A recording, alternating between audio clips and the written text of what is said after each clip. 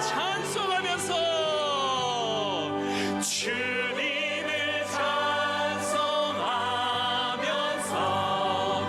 할렐루야 할렐루야 내 앞길 멀고에도 나 주님만 따라가리.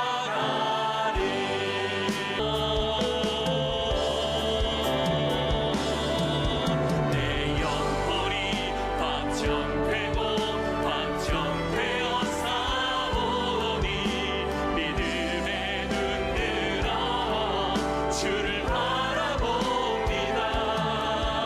내 영혼이 확정되고 확정되어 싸우니 믿음에 눈 들어 주를 내 영혼이 확정되고 확정되어 싸우니 내 영혼이 확정되고 확정되어 싸우니 믿음에 눈 들어 주를 바라봅니다.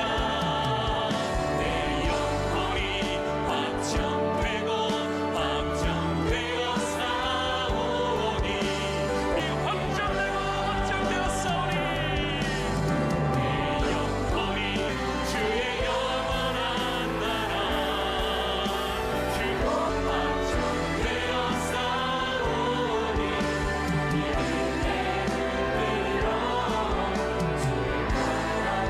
내 영혼이 확정되고 자, 우리 3장에 니고데모가 나오고 4장에는 수가성의 사마리아 여인이 나옵니다. 이 3장의 니고데모와 4장의 사마리아 여인은 비교해 보면 다른 점이 많이 있습니다. 제가 이렇게 정리해 보니까 다른 점이 10가지가 돼요. 10가지. 첫 번째는 니고데모는 남자고 사마리아 여인은 여자입니다. 두 번째, 한 사람은 유대인이고 또 사마리아 여인은 사마리아 사람이죠. 또 한 사람은 신분이 높은 사람이고 다른 사람은 신분이 거의 없는 그런 낮은 사람으로 보여집니다. 네 번째, 한 사람은 모든 것을 완벽히 갖춘 사람이고 한 사람은 갖춘 게 전혀 없습니다. 또 한 사람은 주님을 찾아왔고 한 사람은 주님이 만나러 오셨습니다. 한 사람은 밤중에 방문을 했고 다른 사람은 대낮에 야곱의 원문을 찾아왔습니다. 밤과 낮입니다. 한 사람은 도덕적인 높은 수준을 가지고 있었고 다른 사람은 부도덕한 삶이었습니다. 한 사람은 기대를 가지고 찾아왔고 다른 사람은 전혀 기대하지 않고 왔습니다. 한 사람은 영적인 체험이 없이 끝났고 또 한 사람은 놀라운 영적인 체험을 했습니다. 한 사람은 이름이 언급되어 있고 한 사람은 이름이 없습니다. 언급되지 않습니다. 10가지입니다. 자, 요한은 전혀 다른 종류의 사람을 3장과 4장에 배열하고 있습니다. 우리에게 주는 메시지는 뭡니까? 첫째, 구원의 사건은 누구에게나 일어날 수 있음을 가르쳐 줍니다. 누구에게나 일어날 수 있다. 둘째는 구원의 역사는 우리의 생각과 다르게 일어날 수 있다는 것입니다. 우리의 생각과 다르다. 우리가 미리 어떤 사람을 보면서 예단할 때가 있습니다. 아, 저 사람은 안 돼. 안 믿을 거야. 그러나 어떤 사람은 안 믿을 것 같은데 믿는 사람이 있고 어떤 사람은 믿을 것 같은데 안 믿는 사람이 있습니다. 주일도 어떤 남편은 교회 앞까지 가족들을 다 데려다 주고 헌금까지 주는데 10년째 교회 안 들어오는 분이 있습니다. 그래도 어떤 남편은 교회 간다고 폭력을 가합니다. 성경을 찢어버립니다. 그런데 오히려 그분이 교회에 더 빨리 나옵니다. 희한하죠, 여러분? 그러니까 전체적인 분위기를 보면 구원 사건은 니고데모 쪽에서 일어날 것처럼 보이는데 니고데모는 여기서 예수를 믿는 사건이 일어나지 않습니다. 니고데모가 사마리아 여인보다 훨씬 더 영적 세계에 가까워 보입니다. 근데 전혀 그렇지 않습니다. 사마리아 여인은 아무런 준비도 없었습니다. 그냥 물을 길러 야곱의 우물을 찾아왔을 뿐입니다. 그런데 결과는 다르게 나타났습니다. 하나님의 역사는 뜻밖의 장소에서 의외의 사람들에게 일어난다는 것. 구원의 역사는 신분, 인종, 과거의 경험 그리고 성별과 상관없이 일어난다는 겁니다. 자, 오늘 주님이 수가성 야곱의 우물가에 방문하신 일은 의외였습니다. 일반적으로 유대인들에게 사마리아 지역은 우회로였습니다. 역사적으로 유대인들은 이 사마리아 땅을, 그 백성들을 경멸했습니다. 그런데 주님이 그곳을 구태여 관통하신 이유는 어떤 의도를 갖고 있었기 때문입니다. 그리고 주님이 들어가시자마자 사건이 벌어집니다. 시간은 정오의 시간, 팔레스타인의 대낮은 뜨겁습니다. 당연히 인적이 드문 시간에 우리 주님이 그곳에 찾으셨고 마침 그곳에 물을 길러온 한 여인이 있었습니다. 주님과의 어색한 조우였습니다. 처음 여인은 약간 멈칫했습니다. 그때 주님이 먼저 그녀에게 말할 것입니다. 나에게 물을 좀 달라.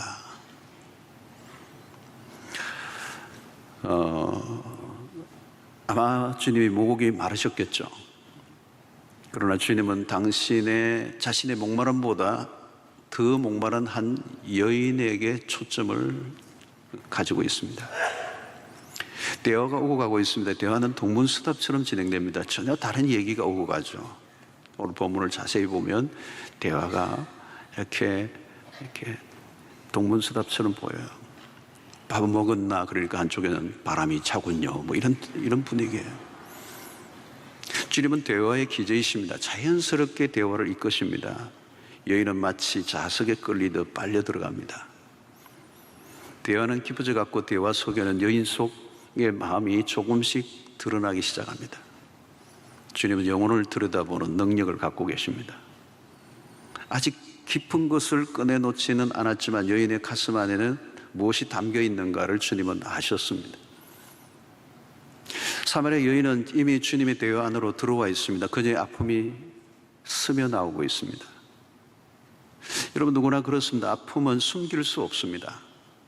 어떤 형태로든 터져 나오게 되어 있습니다. 그녀의 가슴 속에 한 맺힘 같은 것이 있었습니다. 그 안에는 분노, 그리고 정오심, 자괴감, 절망, 탄식 같은 것입니다.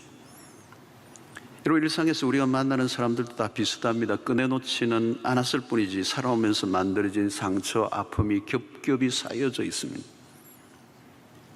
나도 건드리기 싫고 다른 누구도 건드리기 어려운 영역들입니다. 잘못 건드리면 크게 터지죠. 일종의 내면의 화약고입니다. 우리는 상처 입은 영혼들에게 섣불리 다가가다가는 큰 상처를 입힐 때가 있습니다. 생각 없이 내뱉은 말이 더 깊은 상처를 남깁니다. 그게 욥기서에서 잘 가르쳐주는 메시지죠. 어설픈 접근은 건물입니다. 우리는 누군가를 돕고 싶어 하지만 대부분 실패합니다. 그런데 예수님은 영혼을 어떻게 다루어야 하는지를 잘 알고 계셨습니다. 우리 예수 그리스도는 영혼의 참된 치유자가 되십니다. 서서히 그녀의 영혼 안으로 들어갑니다. 그녀가 얼마나 연약한 영혼인가를 잘 알고 있었습니다. 대화는 깊어져 갔고 여인은 마침내 마음의 문이 열리고 무장해제를 합니다. 마침내 주님에게 도움을 요청합니다. 15절을 보니까 여자가 이르되 주여 그런 물을 내게 주사 목마르지도 않고 또 여기 물길로 오지도 않게 하옵소서. 여러분, 이 내용을 자세히 들여다보면 여인은 지금 뭔가 호소하고 있는 것이죠. 어쩌면 여인의 자존심이 무너지고 있는 것입니다. 제발 살려주십시오, 이 말입니다. 다급해졌어요. 더 이상 부끄러워하지 않습니다. 그동안 감정을 억누르면서 그런 투명인간처럼 살아왔습니다. 누구에게도 자신의 아픔을 꺼내놓지 않았습니다. 여러분, 일반적으로 아픔이 있는 사람은 자신의 마음을 끊어놓지 않으려고 합니다. 아무렇지도 않은 것처럼 행동하죠. 그런데 그럴수록 내면은 점점 더 무너져 내립니다. 주님은 이 순간을 놓치지 않았습니다. 자신심을 내려놓고 힘겹게 도움을 요청하는 여인에게 주님은 당장 답을 주지 않았어요. 주님의 지혜가 번뜩입니다. 문제를 빨리 해결하는 것이 전부가 아닙니다. 잘못 성급하게 답을 주려고 했다가는 오히려 더 원점으로 다시 돌아갈 수가 있습니다. 과정이 필요합니다. 여러분, 우리의 인생에 쌓인 문제들은 하나하나가 사연이 있고 역사가 있습니다. 표면적인만 다루고 넘어가면 안 돼요. 깊은 부분까지 다뤄야 합니다. 육체적인 질병도 병원에서 정밀 검사를 하지 않으면 드러나지 않는 것들이 참 많이 있습니다. 숨기고 숨기다가 나중에는 크게 큰 사고가 나죠. 주님은 빠른 답을 주기보다 문제의 핵심을 다루기 시작합니다. 가서 내 남편을 불러오라. 칼을 들었습니다. 아픈 얘기를 건드리셨습니다. 그것은 그녀가 피하고 싶어하는 과거였습니다. 트라우마도 같은 것입니다. 뼈아픈 기억, 누군가 건드리면 폭발할 수 있는 그 부분, 대개는 과거의 아픈 상처는 숨겨두고 삽니다. 심리적으로 억압하죠. 그것을 우리가 묻어둔 아픔이라고 말합니다. 아직 처리되지 않은 감정의 응어리, 그녀에게는 그것이 수치스러운 과거였습니다. 자신의 인생을 실패로 몰아가버린 과거를 더 이상 기억하고 싶지 않았습니다. 지금 뜨거운 정오의 시간, 야곱의 우물을 찾은 것도 누구도 만나고 싶지 않았기 때문입니다. 누군가 자신의 숨겨둔 아픔을 건드릴지 모른다는 두려움이 있었기 때문에 이 정오의 뜨거운 시간에 야곱의 우물을 찾았습니다. 그런데 주님이 갑자기 그 아픈 곳을 건드리고 있습니다. 내 남편을 불러오라. 주님은 이미 모든 것을 아시는 듯 했습니다. 여인의 속을 꿰뚫고 계시는 듯 했습니다. 주님은 여인이 피할 수 없는 상태로 서서히 몰아갔습니다. 이제 때가 되었습니다. 마치 의사가 메스를 들이대고 환부를 자르려고 하는 것과 같습니다. 문제를 해결하려고 하면 문제의 핵심을 건드려야 됩니다. 암을 치료하려고 하면 암 덩어리를 건드리지 않고는 해결할 길이 없습니다. 드디어 주님은 핵심을 건드리시죠. 그것은 여인의 고통의 실체였습니다. 주님은 모든 것을 하십니다. 그 앞에 숨길 수 있는 것은 아무것도 없습니다. 가서 내 남편을 불러오라. 주님은 여인의 5번의 결혼 실패를 이미 알고 계십니다. 그녀의 공허한 영혼의 상태를 아십니다. 여러분, 우리는 사람들을 볼 때 겉으로 드러난 현상만을 볼 때가 있습니다. 눈에 보이는 것만 보고 평가할 때가 있습니다. 누군가 소리를 막 지르면 뭘 잘못 먹었나, 왜 소리를 질러? 그러나 그것은 현상만 본 것입니다. 내면을 볼 수 있는 눈을 가진 사람은 다릅니다. 소리를 지를 수밖에 없는 이유, 드러난 사실에 대한 평가는 아무나 할 수 있습니다. 외적으로 드러난 행동만으로는 알 수가 없어요. 왜 저렇게 행동하는지 그 원인을 알려고 하는 게 중요해요. 사람들에게는 누구나 숨겨진 아픔이 있습니다. 아무에게도 털어놓을 수 있는 아픔. 남편을 5이나 바꾸었던 이야기는 따지고 보면 우리 모두의 이야기가 될 수가 있습니다. 겉으로는 웃고 별일 없는 것 같아 보이지만 안으로 들여다보면 울고 또 울고 있는 또 다른 나가 있다는 것입니다. 성도들의 가정도 마찬가지예요. 주일날 예배를 드리러 올 때에 근사한 옷을 입고 예배당에 앉아있는 내 모습은 별 문제 없어 보이지만 가정에 가서 신방을 가서 들여다보면 참으로 너무도 엄청난 삶의 무게에 짓눌려 있는 성도들을 보게 됩니다. 아픔을 갖고 있지 않는 사람은 아무도 없습니다. 마음의 고통으로부터 자유로운 사람은 아무도 없어요. 우리가 누군가를 이해한다는 것은 그만큼 어려운 것입니다. 이해하지 못하면 공감할 수 없고, 공감할 수 없다면 위로해 줄 수도 없고, 그리고 도와줄 수도 없습니다. 여러분, 남편을 5이나 바꿨다는 말은 무엇을 의미합니까? 자신이 원하는 인생을 살 수 없었다는 얘기입니다. 사랑다운 사랑을 해본 적이 없습니다. 남편 5을 바꾼 이력은 곧 한 사람에게도 사랑을 받아본 적이 없다는 뜻입니다. 사랑 대신에 깊은 상처를 경험했습니다. 결혼에 대한 아름다운 환상이 악몽이 되기에는 시간이 그리 오래 걸리지 않았습니다. 여러분, 악몽을 꾸어본 적이 있습니까? 운전대는 분명히 내가 잡았는데 차는 자기 마음대로 굴러가는 거. 브레이크를 밟았는데 차가 그냥 미끄러져 어딘가를 들이박는 꿈. 남편 5을 바꾸었다는 것은 그녀가 얼마나 굴곡진 인생을 살았는가를 보여줍니다.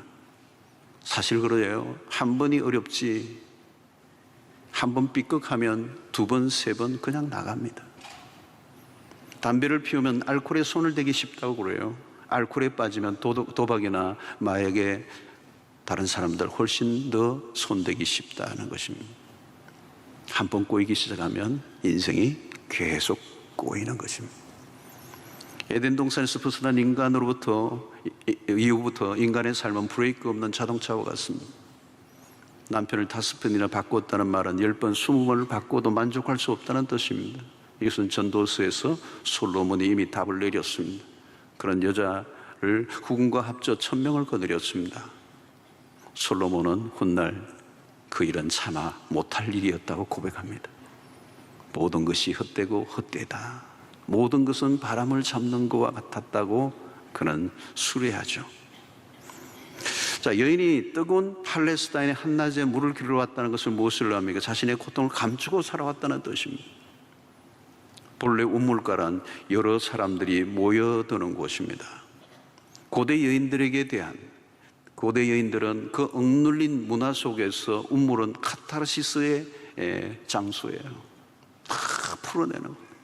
거기서 수다를 떨면서 온 자기에게 억눌려 있는 한맺힘을 푸는 곳이 이 우물가예요, 우물가. 그래서 막 우리는 옛날에 막 두들겨 패고 그랬잖아요. 우물가 시내가에 가가지고. 수다 총량의 법칙. 쌓인 감정의 찌꺼기가 완전히 제거될 때까지 그 수다를 멈출 수가 없는 것. 그게 살게 하는 힘이었습니다. 가십의 주제는 늘 정해 있어요. 첫 번째 남편욕, 두 번째 시댁욕. 시금치도 싫고 시편도 읽기 싫고, 그런데 시댁에서 시금치를 보내와. 시간이 남으면 이웃에 대한 가십으로 넘어갑니다. 요즘 우물 대신 카페나 SNS가 대신하고 있습니다.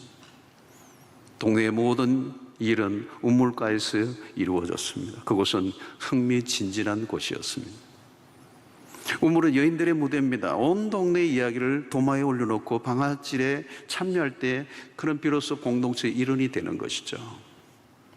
사마리아 여인이 대낮에 홀로 우물을 찾았다는 것은 경제의 삶, 왕따였다는 것입니다. 어디에도 낄 수 없었어요. 그녀는 스스로 사람들을 피하고 살았습니다. 사람들은 외로워 사람에게로 다가가지만 가까이 갈수록 더 깊은 상처를 입게 됩니다. 마치 고슴도치와 같이. 추워 함께 몸을 끌어안으면 서로 날카로운 가시로 찌르기 때문에 상처가 생깁니다. 그러면 떨어지죠. 근데 또 추워요.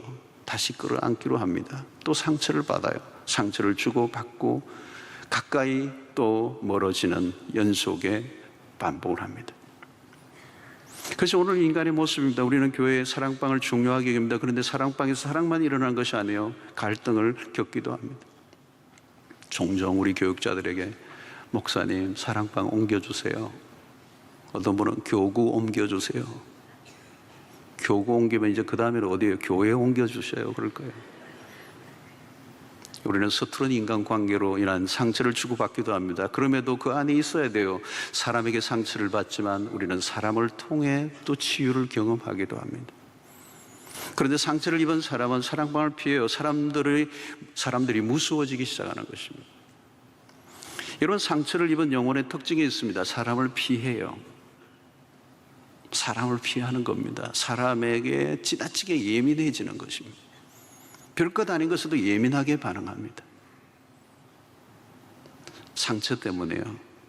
다른 사람은 그냥 넘어가는데 나는 왠지 걸려요. 그게 상처라는 겁니다. 우물가에 사람만 모여 있어도 겁이 덜컥 납니다. 모두 자기 얘기를 하기 위해 모였다고 생각하는 것입니다. 자연히 예민하게 반응하다 보면 사람과 거리가 멀어집니다. 사람들과 깊은 관계를 맺지 못합니다. 주변에 친밀한 관계가 전혀 없습니다. 고립된 삶입니다. 사람에 대한 피해의식이 있는 것이죠. 결국 거리두기를 선택합니다. 사람을 사귀어도 적당한 거리를 두려고 하는 것이죠. 누구도 가까이 오지 못하게 하고 자신도 가까이 가려고 하지 않습니다. 그러나 사람이란 관계성 속에 성장하고 변화하고 치유를 경험합니다. 좋든 싫든 인간관계 안으로 들어가야 합니다. 관계 안에서 우리는 건강한 삶을 살 수가 있습니다. 관계를 벗어난 풍요한 삶은 불가능합니다. 그러므로 공동체는 선택이 아니라 필수여야 합니다. 인간은 혼자서는 살 수 없어요. 혼자서는 살 수 없어요. 하나님이 그렇게 만들어 놓지를 않으셨어요. 공동체가 없으면 우리는 온전해질 수 없는 것입니다. 여인은 지금 공동체가 없습니다. 고립되어 있습니다. 외로운 섬이 되어 있습니다. 그녀는 계속 어디론가 계속 도망을 치며 살았습니다. 그런 도피적이었어요. 자신의 수치가 드러날 것 같은 두려움이 그렇게 만들었습니다. 그런데 그 두려움과 수치는 그의 인생을 계속 망가뜨려 놓고 있었던 것입니다. 자, 이제 주님은 그녀의 과거를 소환하고 있는 것이죠. 내 남편을 데려오라. 여러분, 언제나 그렇습니다. 고통은 가해자가 아니라 피해자의 몫입니다. 남편을 불러오라. 그의 고통을 다시 건드리고 있는 것입니다. 그리고 그의 부끄러운 과거를 건드립니다. 그동안 철저히 차단해왔던 과거, 그런데 주님은 그것을 건드리시는 거죠. 어찌 보면 가혹해 보입니다. 그러나 여러분, 분명한 사실은 드러내지 않으면 치유될 수 없습니다. 드러내고 싶지 않아도 드러내야 합니다. 그녀는 자신의 수치를 대담하게 내어놓습니다. 나는 남편이 없나이다. 여인의 진실한 고백입니다. 나는 남편이 없나이다. 이 말의 다른 의미는 지금 이 여인은 마음을 열었다는 증거입니다. 아마도 이런 깊은 얘기를 한 번도 누구에게 해본 적이 없었을 것입니다. 그녀가 전혀 알지 못하는 유대 남자에게 자신의 비밀을 털어놓았다는 것은 무엇을 의미합니까? 자신과 대화를 나누고 있는 분이 보통 사람이 아니라는 것을 알기 시작한 것입니다. 지금 마주하고 있는 이분이 자신의 모든 것을 꿰뚫고 있다는 것을 알았습니다. 여러분, 나를 가장 잘 아는 사람은 나 자신입니다. 그러나 나도 나를 다 모릅니다. 여인은 자기 자신보다 자신을 더 잘 아는 한 분을 만났습니다. 그분이 바로 예수 그리스도이십니다. 그는 자신을 더 이상 숨기고 싶지 않았습니다. 난 남편이 없나이다. 그런 비밀을 털어놓고 싶었습니다. 예수는 보통 유대인과 달랐습니다. 그녀를 경멸하지 않았습니다. 어떤 경계선도 느낄 수 없었습니다. 상처에 소금을 뿌릴 뿐도 아니었습니다. 주님은 우리의 치유에 관심이 많으신 분입니다. 주님은 우리의 마음의 아픔을 제대로 다루실 수 있는 분이십니다. 그 앞에 더 이상 숨길 이유가 없었던 것이죠. 여러분, 이것이 바로 우리의 공동체 안에서도 일어나야 할 일입니다. 사랑방이 깊어지면 더 이상 숨길 곳이 없는 곳이 돼야 돼요. 우리의 모든 아픔과 모든 상처와 모든 애환을 다 털어놓을 수 있는 곳, 하나도 숨길 곳이 없는 곳이 우리 사랑방이 되어야 돼요. 그곳에 치유가 일어나고 구원의 역사가 벌어질 줄로 믿습니다. 자, 주님을 통해서 배우게 되는 것은 무엇입니까? 상처 입은 영혼에 다가가는 주님의 모습입니다. 오늘 이 요한복음 4장의 사마리아 여인에 관련된 다양한 각도에서의 메시지를 우리가 살필 수 있지만, 특별히 오늘 이 본문 속에서 한 가난한 갈급한 여인에 대한 그 주님의 태도를 우리가 배워야 합니다. 주님은 영혼을 잃는 눈을 가지고 있습니다. 겉으로 표현하지 않는 것까지 들을 줄 아는 것. 두껍게 화장을 하고 화려한 모습을 하고 있지만 안으로 울고 있는 영혼들이 얼마나 많습니까? 외모만 보면 안 돼요. 표정을 읽어야 돼요. 감정을 읽어야 돼요. 우리는 피상적 관계에 질려서 살아가고 있습니다. 다른 사람들이 영혼의 아픔에 대한 관심보다 가십의 주제로 삼기를 좋아합니다. 대화를 하긴 하지만 피상적인 대화들, 돌아서면 허전하고 공허한 대화들. 사람들은 얼굴을 보면 무엇인가를 말하고 있어요. 한마디 툭 내뱉는 말에서 영혼의 상처가 묻어납니다. 몸짓 하나에 과거의 아픔을 담고 있습니다.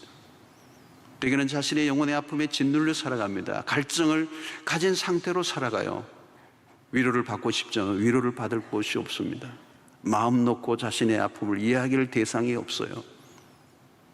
그런 의미에서 이 사마리아 여인에 대한 주님은 그 상처 입은 그 영혼에 대한 진정한 치유의 모습을 보여주고 있습니다.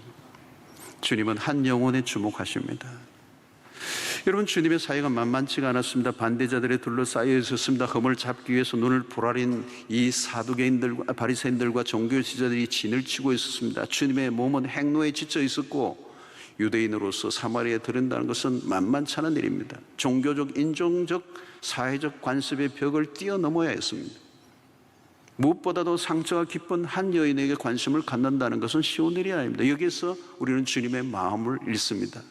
그리고 사역의 핵심적 원리를 배우죠. 한 영혼의 가치에 집중하시는 모습. 주님은 거대한 종교 사업을 하러 오신 분이 아닙니다. 요즘은 세상의 모든 것은 기능화되었습니다. 모든 것을 상품화해버렸습니다. 비인격적인 것들로 가득 차 있습니다. 교회는 기업을 운영하듯이 운영하는 것이 아닙니다. 사역을 할 때 숫자에 매몰되지 않아야 합니다. 우리 교회같이 이렇게 크니까 자칫하면 우리는 이 프로그램과 활동과 기능성과 생산성과 결과를 따지고 물량주의화 될 가능성이 굉장히 많은 그런 위혹이 있는 교회예요. 그래서 굉장히 멋있고 광나는 많은 사역들을 하지만 한 영혼의 가치를 소홀히 여긴다면 우리는 주님의 방식이 아니라는 것이죠. 교회가 하는 일을 보면 상업적 방식으로 계산한다면 수지타산이 전혀 안 맞는 일들이 대부분입니다.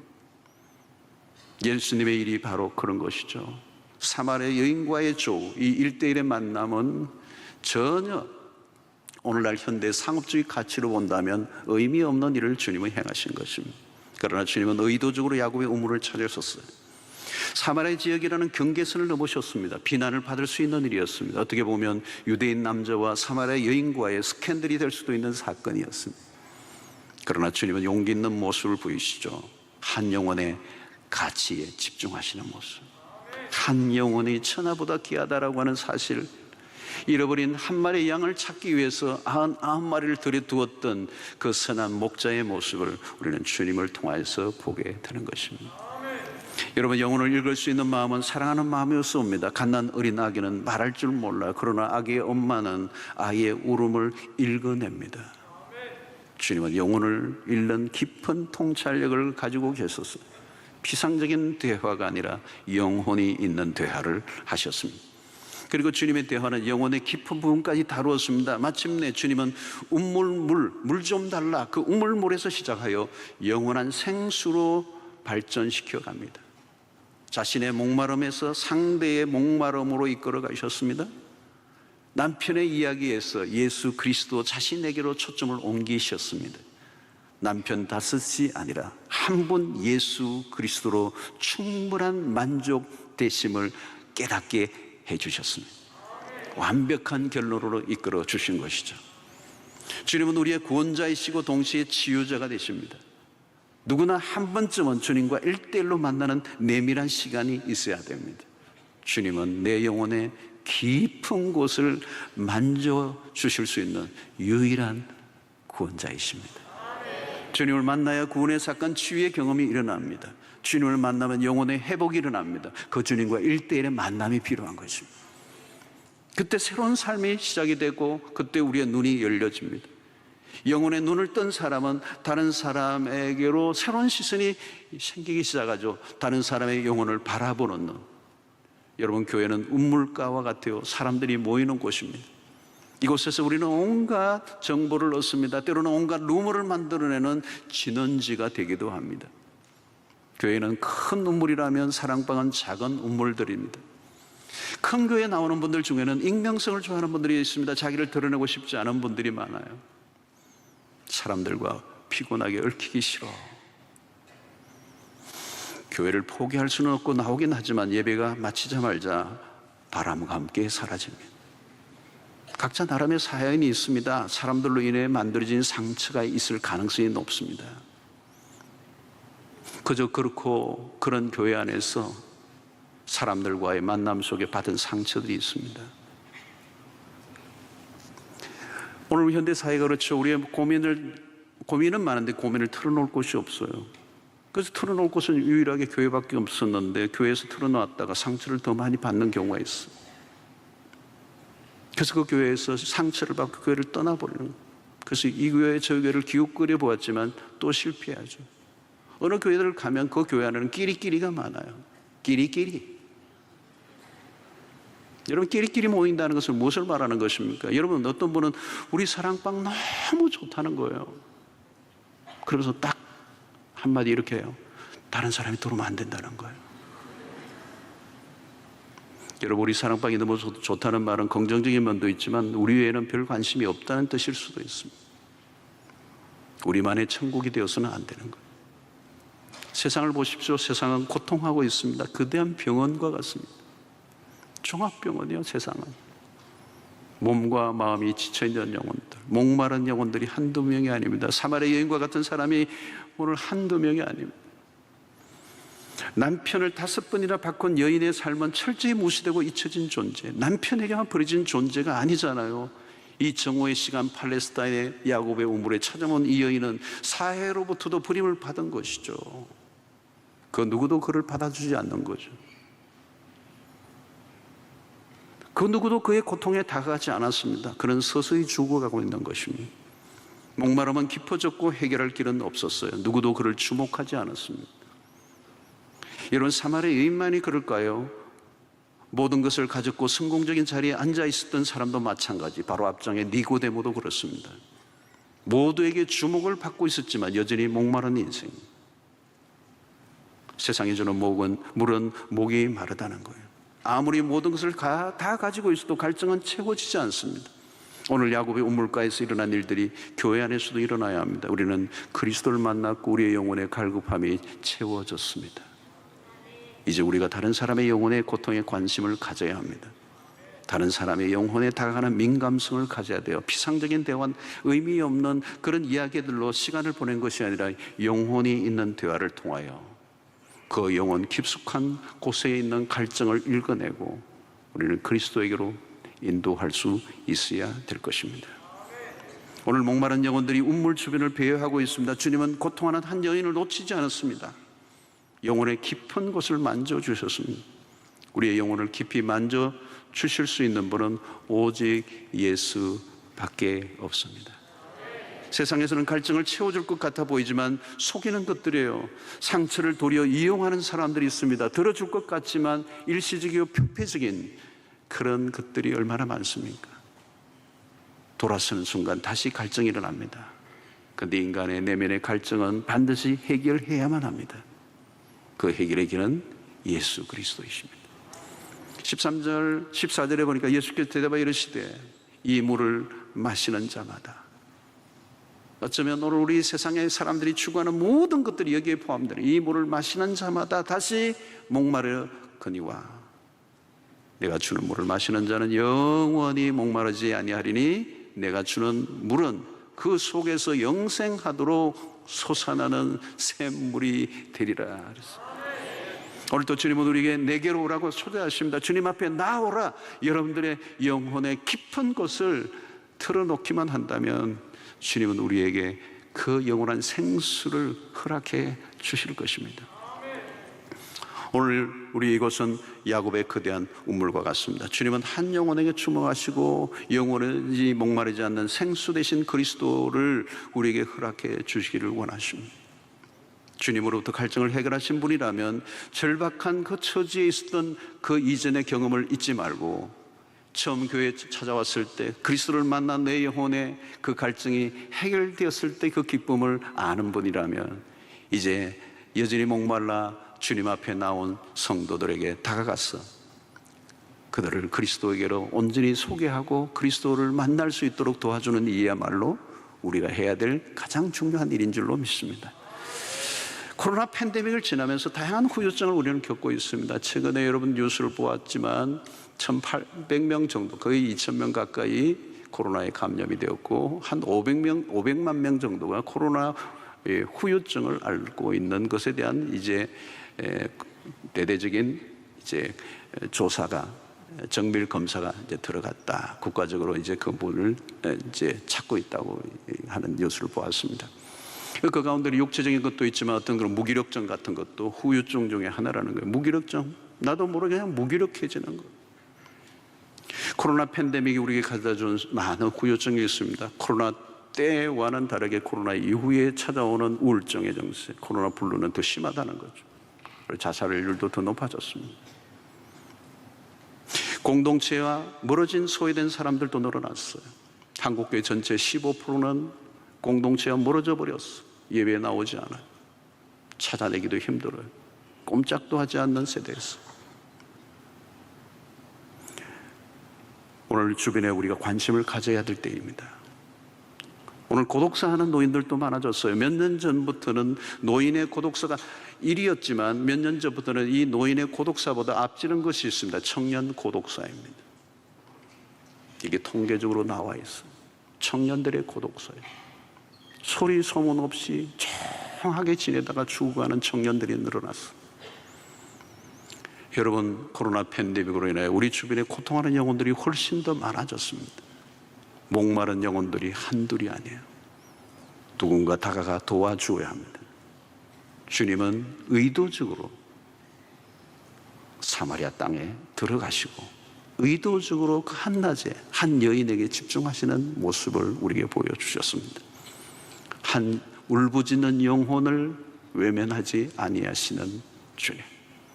인종적, 종교적 많은 경계의 선에도 불구하고 뛰어넘어 그곳에 가셔서 한 영혼에 의해 시간을 보내시고 그 영혼을 치유하시고 구원으로 이끄시고 영원한 생수를 허락하셨던 그 주님의 한 영혼에 대한 열정, 오늘 먼저 구원받고 이제 영원한 생수를 맛본 우리가 우리 주변에 방황하고 고통하고 갈증에 시달리고 있는 영혼들을 향하여 우리가 좀 더 관심을 가지고 다가가 주님 앞에 구원을 얻고 회복되는 역사가 이 땅에 일어난 일에 쓰임받는 여러분들 되시기를 주의 이름으로 축원합니다.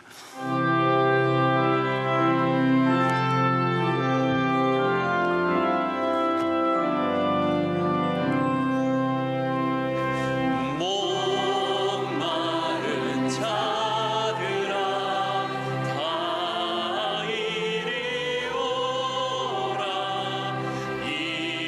이곳에 전세 흐르도다.